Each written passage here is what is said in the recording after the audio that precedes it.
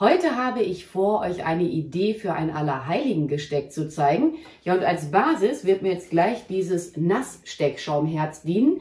Ich hatte meins jetzt auch eine gute Stunde im Wasser liegen, ja, damit sich der Steckschaum letzten Endes auch so richtig schön vollsaugen kann. So, mein Steckschaumherz hat jetzt übrigens Maße von in etwa 22 cm. Hier in der Mitte hat es ja, 15 cm. Und hier ganz oben in etwa 25 cm. Ja, und ich werde jetzt mal zunächst damit beginnen und dieses Herz mit Plattenmoos abdecken. Aber ich denke, ich wechsle jetzt mal wieder für euch die Perspektive, dann könnt ihr halt gleich besser sehen. Wobei, nee, vielleicht doch lieber erstmal so rum. Diese Stelle von meinem Herz werde ich jetzt nicht mit Plattenmoos bedecken, aber alles andere. Ja, und das Plattenmoos wird jetzt ganz entspannt mit den Haften befestigt werden. Einige kennen die auch unter dem Namen U-Haken oder Krampen.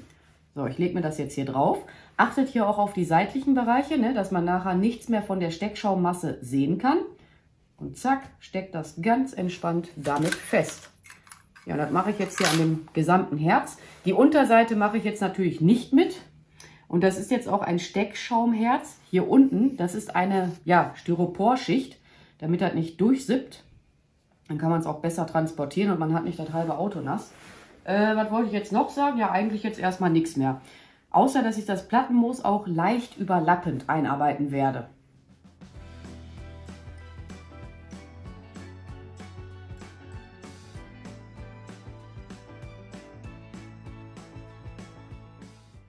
Wie bereits erwähnt, habe ich jetzt diese Stelle von meinem Herz nicht mit Plattenmoos abgedeckt.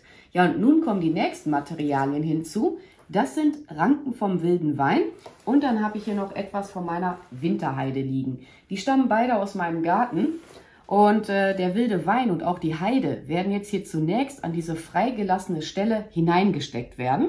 Ich hoffe, das klappt jetzt auch gleich, wie ich das haben möchte. Den wilden Wein muss ich allerdings auch noch stellenweise überprüfen.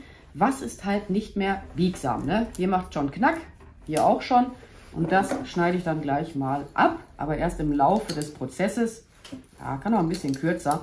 Der wilde Wein ist jetzt auch noch deutlich zu lang für mein Projekt, aber noch nicht einkürzen. Das macht man erst zum Schluss, wenn man genau weiß, ja, wie es werden soll. Und auch die Heide einfach easy peasy in den Steckschaum hineinstecken. Ich werde das auch stellenweise hier noch an das vorhandene Moos einarbeiten, auch nochmal hineinstecken. Aber ich fange jetzt hier erstmal in der Mitte von meinem Herz an. Und dann gehe ich jetzt auch mal wieder ein bisschen auf Zeitraffer. Ach ja, jetzt hätte ich schon fast vergessen zu erwähnen.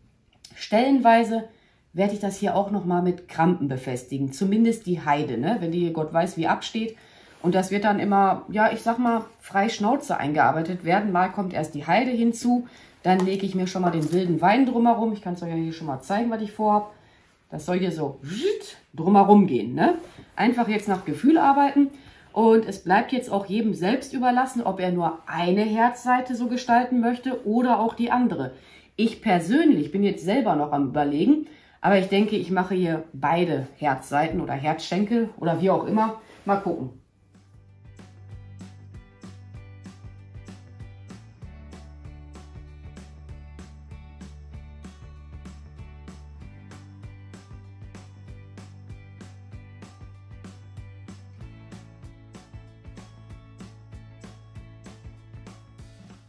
Ja, so sieht das Ganze schon mal aus und an den Seiten habe ich immer nur eine Krampe verwendet, also halt hier und da.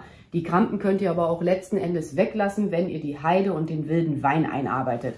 So, jetzt will ich aber hier noch an der Herzspitze etwas Heide einarbeiten. Ich kann es euch schon mal zeigen, das wird jetzt nachher so zusammengefügt werden. Aber hier könnte noch etwas Heide hinzu, von daher war ich jetzt gerade noch mal im Garten und habe mir etwas Heide geholt oder geschnitten vielmehr. Zack. Ja, Chaka. Die Winterheide, die ist echt cool. Also ich persönlich finde die klasse. Na, willst du wohl da hinein? Oder auch nicht? So, jetzt brauchen wir Bindedraht. Ich bin jetzt selber noch am Überlegen, ob ich hier oben etwas befestigen möchte, dass man diesen Draht hier auch an der Seite sehen kann. Ich denke, das werde ich auch so machen. Und dieses Gesteck, das ist letzten Endes, könnt ihr ruhig wissen, für meine Großeltern. Letztes Jahr hatten beide ein gemeinsames Gesteck bekommen und dieses Jahr, letztes Jahr hatten beide ein separates Gesteck bekommen. Aber ich sollte jetzt auch mal sagen, was ich mache. Habe den Bindedraht jetzt hier hineingesteckt. Die Farbe bleibt jetzt natürlich auch jedem selbst überlassen, aber meine Oma, die mochte voll gerne so pinkige Töne, lilafarbige Töne, war voll ihr Ding. Aber für meinen Großvater wird natürlich auch noch was eingearbeitet werden. So, schneid den jetzt ab, aber lass hier ein gutes Ende nach unten hin weglaufen. Ja, komm mal her. Ich werde da so 3-mal Draht an diese Seite einarbeiten und 3-mal Draht an diese Seite. Ich verwurste den hier schon mal eben, damit er mir nicht gleich wieder nach oben hinweg flutscht. So. Ja, auch einfach in den Steckschaum easy hineinstecken.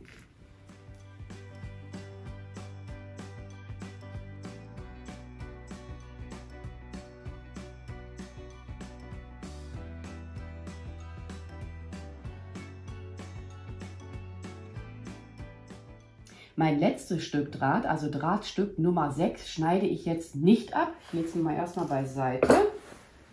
Und jetzt wird das Ganze hier zusammengenommen. Ich kann das nachher auch immer noch alles justieren oder auch jetzt schon mal justieren.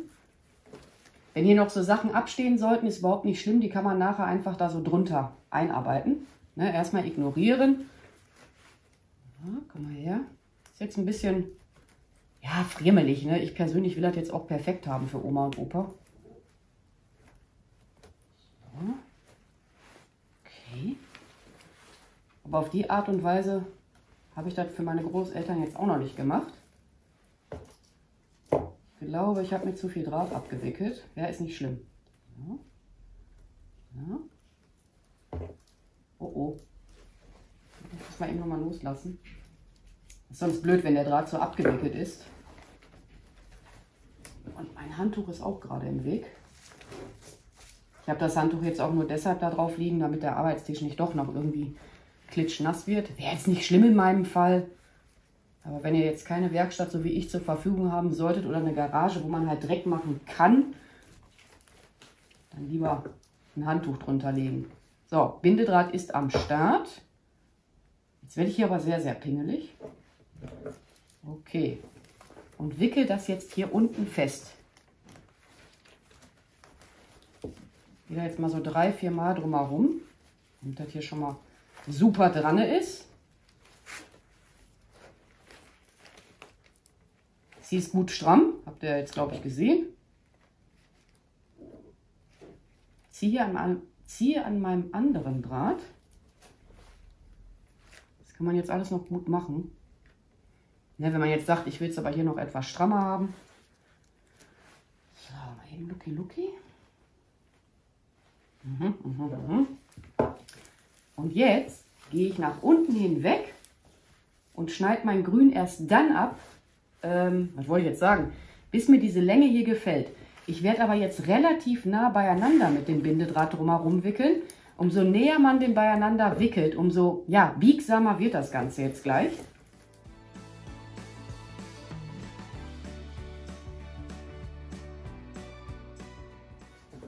Bindedraht schneide ich noch nicht ab, aber, ja, das könnt ihr jetzt wahrscheinlich nicht sehen, dieser überschüssige wilde Wein wird jetzt eingekürzt werden. Ich kürze ihn aber jetzt nicht alles direkt beieinander, sondern dass der so unterschiedliche Enden hat. Das ich mal erstmal, ja, ich lasse ihn jetzt einfach mal auf den Boden fallen. Ja, gar nicht mal hier.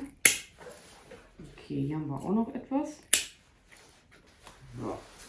Erstmal hier zurechtfummeln. Der ist auch manchmal ein bisschen zickig, der wilde Wein. Wer möchte, kann diesen Rest jetzt hier auch noch einarbeiten. Mein Herz macht gleich einen Bogen. So, ja, das ist so. Mal schauen. Stecke ich aber jetzt hier nur so zwischen hinein. Das ist jetzt nicht mehr befestigt, weil ich gehe mit meinem Bindedraht jetzt gleich nochmal nach oben hinweg. Aber jetzt erstmal wieder das andere Material hier einarbeiten. Ne, so wie ihr das halt leiden mögt.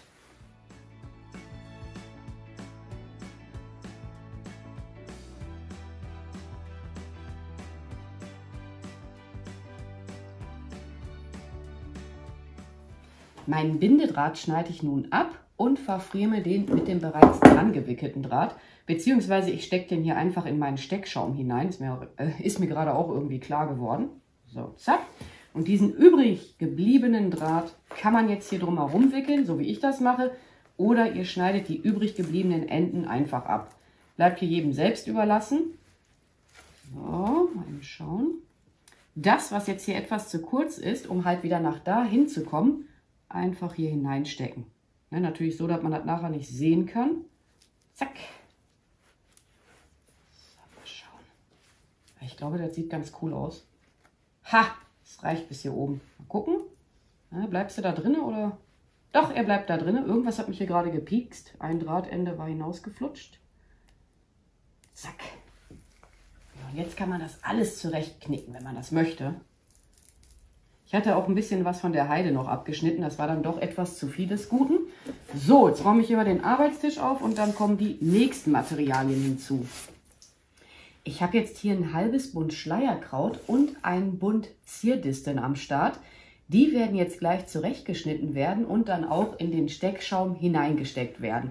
Ich selber bin jetzt noch am Überlegen, ob ich überwiegend diese Seite von dem Herz gestalten möchte und das hier letzten Endes freilassen werde. Leider habe ich jetzt vergessen, vom Friedhof ja so ein kleines Herz mitzunehmen. Das wollte ich dann an diese Stelle ja so hinauflegen. Genau. Dann habe ich hier noch so diverse allerheiligen, ja ich sag mal Dekoartikel. Das sind so ein paar Zapfen und das hier müssten Mohnhülsen sein. Was das jetzt hier genau ist oder von welchem Zapfen das stammt, kann ich euch jetzt nicht sagen. Das stand natürlich mal wieder nicht drauf auf der Packung.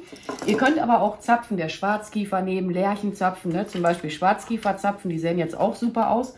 Aber ich orientiere mich jetzt halt auch an den Lieblingsfarben meiner Großeltern. Wobei, bleibt jetzt unter uns, das wäre jetzt eher was für meine Oma, ne? Also bitte nicht weiter sagen. Ja, und dann habe ich hier noch eine kleine Challenge für mich persönlich.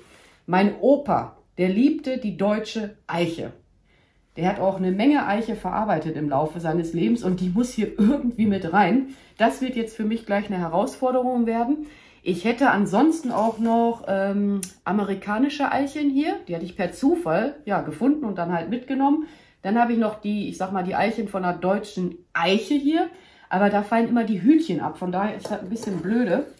Und beim Schleierkraut, ja, oder ihr macht die Hütchen wieder mit der Heißklebepistole dran. Aber ehrlich gesagt, das wollte ich mir jetzt nicht antun. So, Schleierkraut habe ich am Start. Kann sogar noch einen Tacken kürzer sein. Zack.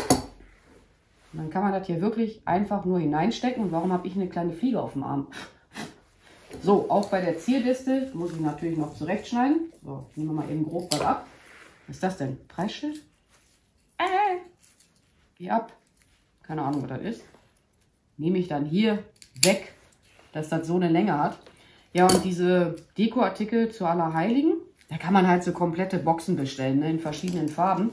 Wären jetzt für mich zu lang. Drahtschere und kürzt das Ganze dann ein. Ne? Wie gesagt, einfach nur in diesen Steckschaum hineinstecken. Ich glaube, ich werde mal zunächst hier das Eichengrün einarbeiten. Genau, dann stecke ich das mal hier irgendwo dazwischen. Zack, unter den Draht. Ja, ich muss mal gucken. Also die Eiche, das ist jetzt wirklich gleich eine Herausforderung. Justiere mir die etwas. Dann kommt hier das Schleierkraut hinzu oder auch nicht. Ja, ist total easy mit dem Steckschaum.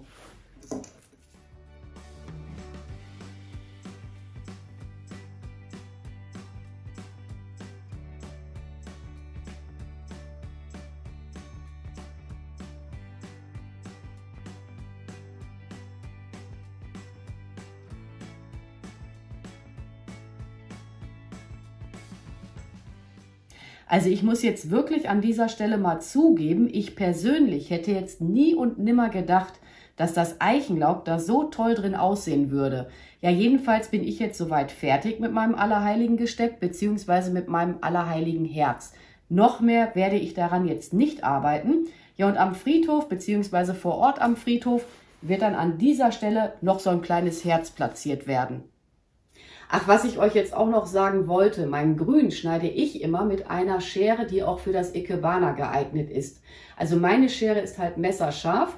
Ansonsten nehmt ihr zum Schneiden eurer Blumen einfach ein scharfes Messer, ne? Das würde auch gehen.